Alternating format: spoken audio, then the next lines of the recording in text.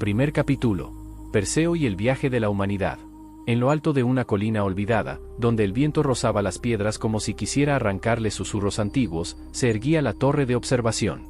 Sus muros, gastados por los siglos, guardaban la huella de generaciones que habían alzado los ojos al cielo en busca de respuestas. Dentro, la penumbra estaba poblada por miles de libros, rollos y pergaminos que hablaban de mundos invisibles, de constelaciones nacidas del soplo divino y de secretos que los hombres comunes habían olvidado. En el centro de la sala, reposaba el gran telescopio, una columna de bronce y espejos que apuntaba, incansable, al firmamento. Sus ruedas dentadas crujían como engranes de un reloj cósmico, y a su alrededor se extendían mapas estelares, compases de geometría, astrolabios y esculturas que representaban tanto bestias mitológicas como ángeles en vuelo. Allí se reunían los tres: Luminor, el narrador de luces y custodio de la palabra; Mirrón, el de mirada profunda y oscura como un cuervo, guardián de lo oculto; y Etarión, el del fuego renovador, semejante al ave fénix, que traía consigo la llama del renacimiento. En el pueblo cercano, todos sabían que la llegada de un ave a la torre era presagio de sabiduría. Había veces en que una paloma blanca se posaba en la ventana, y otras en que un fénix tallado en cobre parecía arder con la luz del sol. Pero aquel día, un cuervo negro atravesó el aire y, con un graznido áspero, entró ansioso por la ventana de la torre. Los niños del lugar, que ya conocían estas señales, sonrieron. Se decían unos a otros: «Han llegado los sabios. Hoy habrá historias del cielo». Corrieron por los senderos de piedra, subieron la colina y empujaron la pesada puerta de la torre, con los ojos encendidos de expectación. En lo alto de la sala, encontraron a Mirrón inclinado sobre el gran telescopio. Sus manos, negras de tinta y polvo, ajustaban las lentes con precisión casi mecánica. Cuando los niños se acercaron, él no sonrió ni los saludó, simplemente habló, con voz fría y clara, como si leyera directamente del cielo. «Observo Algol, en la constelación de Perseo», dijo. Su nombre proviene del árabe al-Ghl, que significa el demonio o la cabeza del monstruo. En los antiguos mitos representa el ojo de la medusa, cortada por Perseo. Los niños escuchaban atentos, aunque no entendían del todo. Mirrón continuó, sin adornos ni metáforas. Algol no es una estrella común.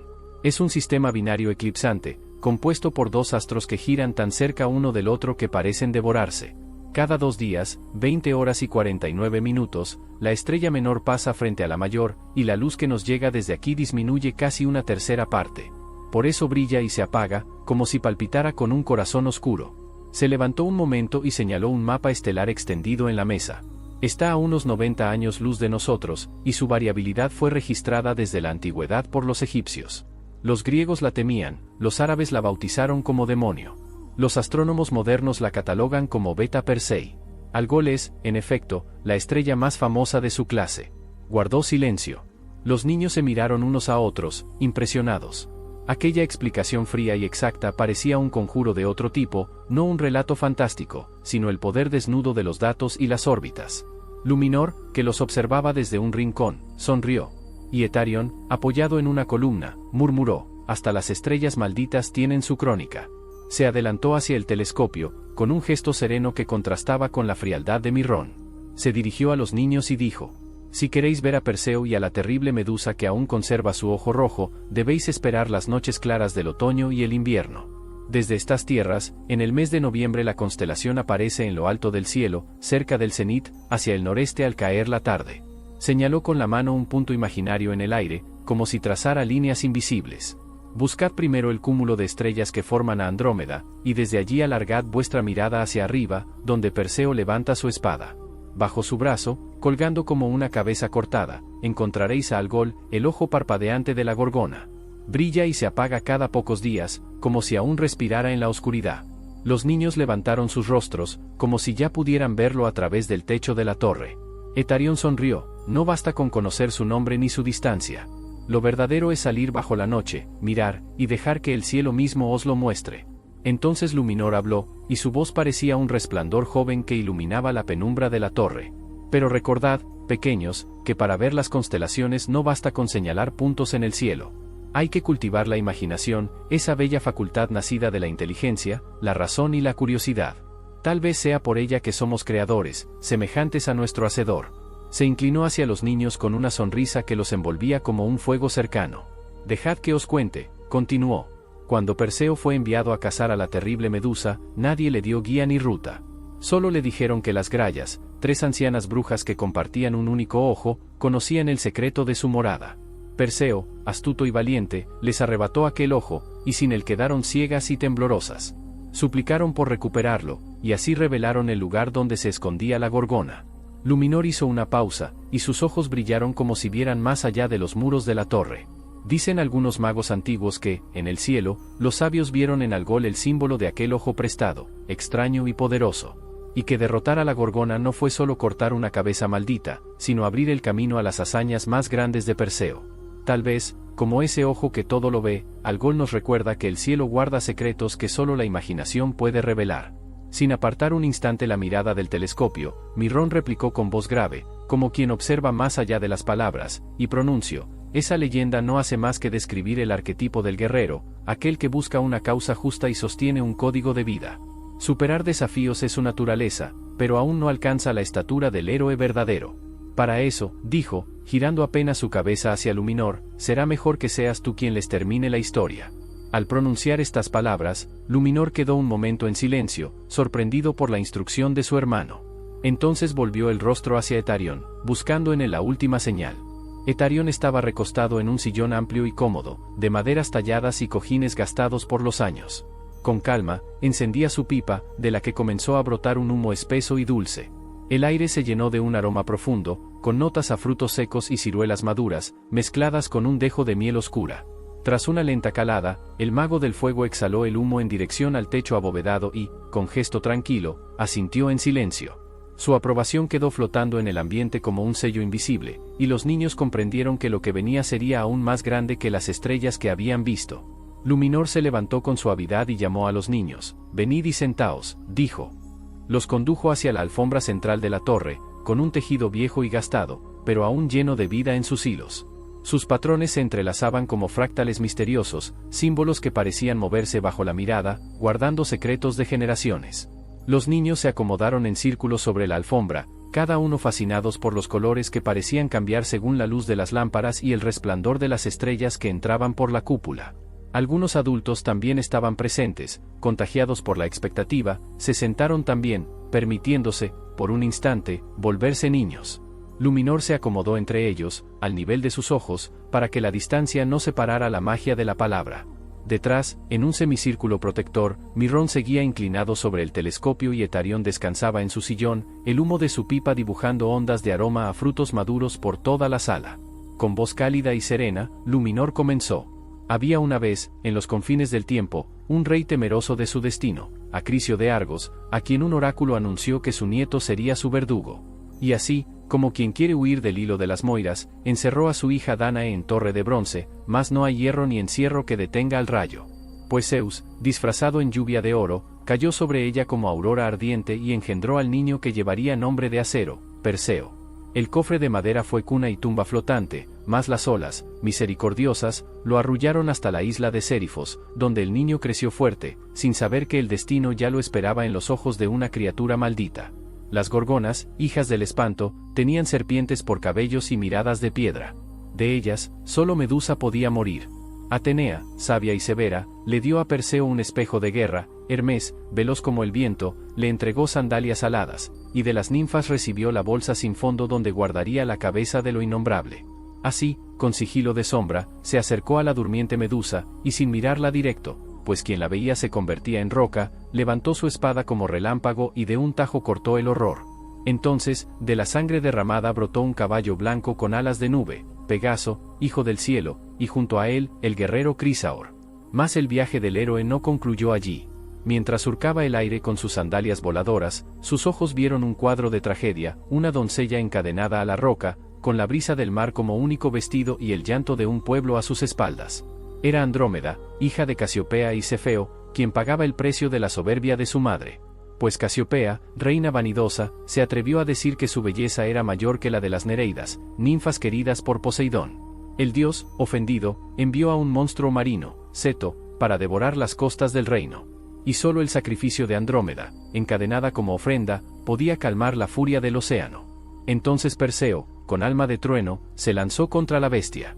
Algunos dicen que su espada atravesó las escamas, otros, que levantó la cabeza de Medusa y el monstruo quedó petrificado en la orilla, escultura maldita en el teatro de la espuma. Sea como fuere, el mar guardó silencio. Andrómeda fue liberada y, con mirada agradecida, se unió al destino del héroe.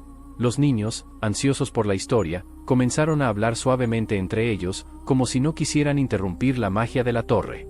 Sus voces se deslizaban de un lado a otro, haciendo que las viejas maderas del piso crujieran bajo sus pies y rodillas. Entre murmullos se escuchaban preguntas. ¿Pegaso puede volar de verdad? ¿Andrómeda quería ser rescatada o tenía miedo? ¿Por qué Casiopea fue castigada? ¿Es justo castigar a alguien por presumida? ¿Existen hoy personas como Perseo o solo eran héroes de cuentos? Mirrón, que seguía atento tras el telescopio, levantó la vista y los observó con su mirada profunda y serena.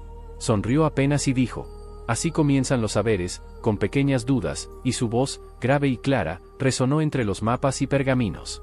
Pero cuando la curiosidad crece, también surgen preguntas más fuertes, más profundas. Los niños guardaron silencio, expectantes, y Mirrón continuó, señalando con un gesto invisible las constelaciones que ya brillaban tenuemente en la cúpula de la torre. ¿Qué secretos esconde Cefeo más allá de su corona de estrellas? ¿Por qué Casiopea se refleja en el cielo con tanta vanidad, y qué nos enseñan sus errores? ¿Qué misterios guarda Ceto en las profundidades que sus olas jamás revelan? Pegaso, nacido de la sangre de Medusa, ¿puede enseñarnos algo sobre la libertad y la creación? ¿Andrómeda nos recuerda los límites entre el sacrificio y la voluntad propia? ¿Y Perseo, cómo enfrenta un destino que le fue impuesto antes de nacer, y qué podemos aprender de su valentía y astucia? Los niños escuchaban con ojos abiertos, la curiosidad ardiendo como un fuego silencioso en sus corazones, y comprendieron que aquel era apenas el comienzo de una conversación que los llevaría más allá de las estrellas. Luminor interrumpió suavemente, colocando su mirada en Mirrón y diciendo: así es, mi muy querido hermano, dijo con voz cálida y firme, cuestionar es la base de todo saber, y debemos dudar. Las leyendas son hermosas, pero es bueno verlas desde muchas aristas. Por ejemplo, todos dicen que Perseo es hijo de Zeus, concebido por una lluvia dorada, pero si miramos el cielo, cerca de allí está la constelación del Cisne. Zeus acostumbra, en sus múltiples transformaciones, a tomar esa forma para enamorar a las doncellas. Debemos conocer muchas versiones de los mitos y armar con ellas el gran rompecabezas que nos ofrece la historia y las estrellas. Etarión se levantó lentamente de su silla, y con un gesto pausado dejó que el humo de su pipa envolviera la sala, dibujando remolinos que parecían danzar entre los libros, mapas y constelaciones reflejadas por la cúpula. Su voz, profunda y serena, se extendió por la torre. Tenemos mucho que aprender, dijo, dejando que cada palabra flotara un instante. Mirad la historia de Andrómeda. Su nombre proviene de Andros, la humanidad misma. Ella es sacrificada no por su culpa, sino por la vanidad de sus padres, Casiopea, que solo se contempla en el espejo, obsesionada con la belleza superficial, y Cefeo, empoderado en su trono, ciego ante la humildad. ¿Acaso no sacrificamos a nuestra humanidad cuando dejamos que la vanidad, la ambición o el orgullo nos corrompan? Continuó, caminando entre los niños y los pergaminos esparcidos. Perseo, cuyo nombre significa, el que es por sí mismo, representa el que se conoce, el que reconoce su naturaleza. Pero su otro nombre, Perseus, nos recuerda la doble esencia que habita en nosotros, lo humano y lo divino, la fragilidad y la grandeza, lo sensible y lo trascendente. Etarión señaló hacia el cielo de la torre, donde las constelaciones parecían suspenderse entre la luz de las lámparas y la penumbra. Y la gorgona, vedla como metáfora. Sus serpientes son ideas erróneas, sofismas que petrifican a quien las enfrenta sin cuidado. Solo con un reflejo, la introspección, la reflexión y la sagacidad de la espada, la razón y el discernimiento, puede Perseo vencerla. Así se vencen los grandes engaños del mundo, con la mente alerta, con la voluntad despierta. El humo de la pipa se alzó en espirales, y Etarión continuó. De la sangre de la gorgona nace Pegaso, el caballo alado. Representa los pensamientos liberados, las ideas que surgen tras el esfuerzo de reflexionar, aquellas que permiten avanzar con creatividad, coraje y libertad. Y Crisaor, nacido a su lado, simboliza la fuerza que surge cuando el conocimiento se acompaña de la acción. Luego su mirada se tornó más grave. El monstruo que surge de las aguas, Ceto, es la encarnación de las emociones desbordadas, los miedos que devoran y que debemos detener, no negando, sino controlando.